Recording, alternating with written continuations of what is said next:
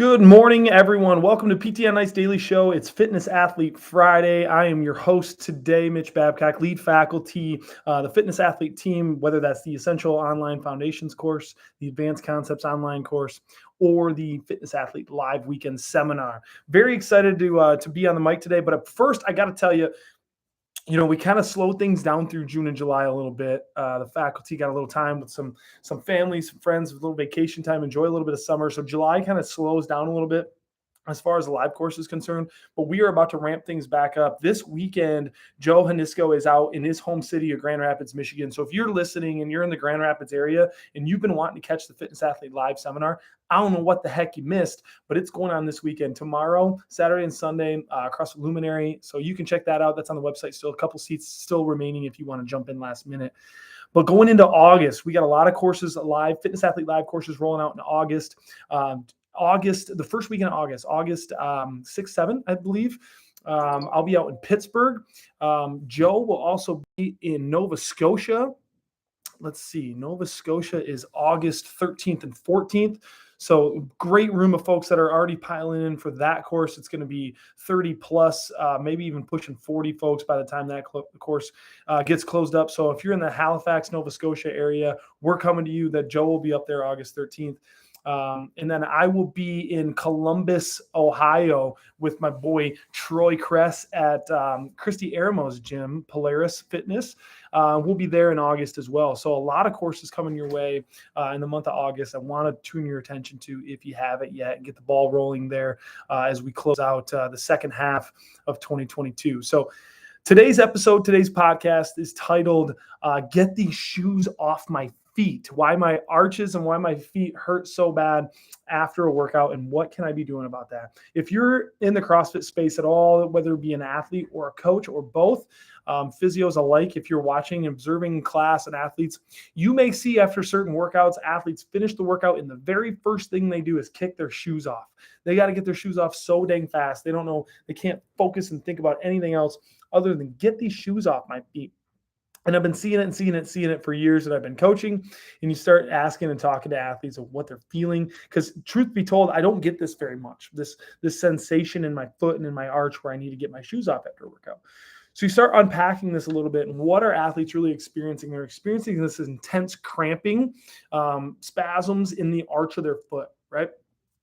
And this can be caused from a number of different things. And was bouncing this idea off of the extremity management faculty, lead faculty, Lindsay Huey. So again, shout out to the extremity course. Mark and Lindsay do a fantastic job over there. So if you haven't checked out the extremity course, you need to. But I was talking with Lindsay this week about this phenomenon and kind of unpacking a little bit about what could be driving this.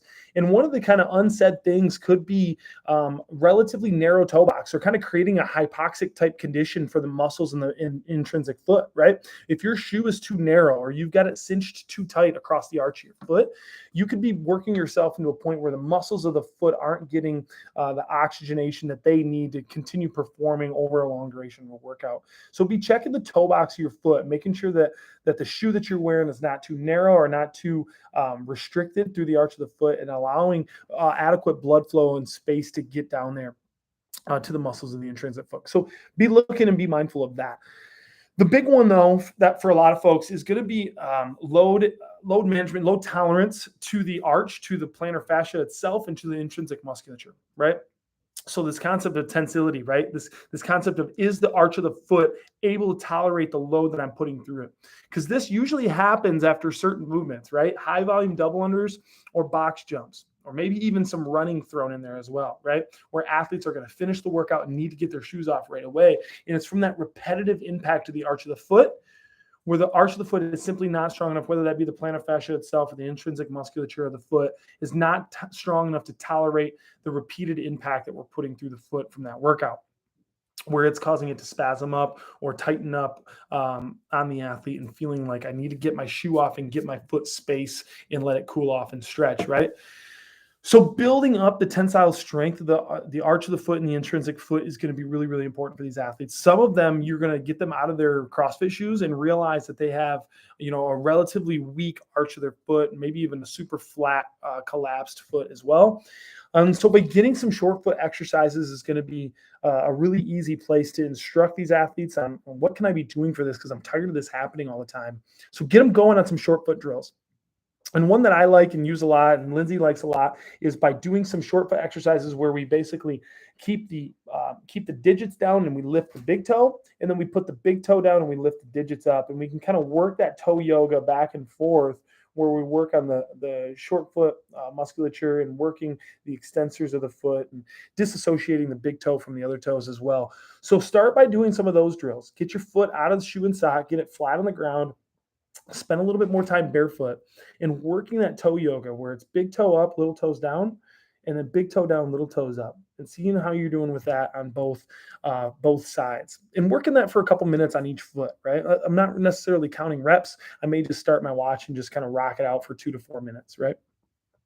The other one is just by working good toe spacing. And so if you're not working on abducting your toes and your digits, or getting a toe spacer that you can put in between the digits of the toes, to try to work on good spacing of the foot and creating, width to your foot, and be able to create a stronger intrinsic foot musculature and being able to abduct the toes as well.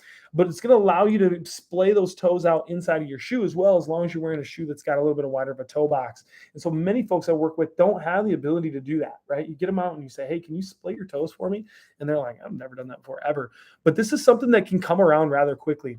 I just had a guy in my office the last month or two dealing with some foot pain. He's a golfer. He likes to walk a lot. And this is one of the things that we kind of got him out of his shoe and sock and started, hey, can you split your toes for me? Session 1, zero idea how to do that.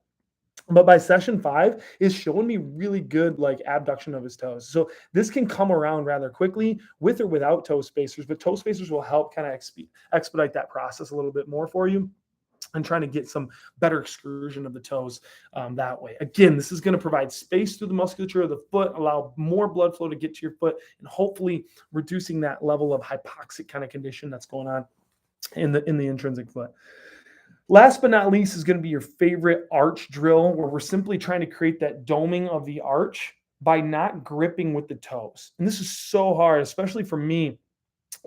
I have a little bit too much information about myself, but I got like long toes, and my toes always want to be gripping the ground, right? I'm always like using those big extrinsic muscles of my foot to grip the ground. And when we do that too much in a workout, that's what can start to create a lot of that cramping up in the arch as well.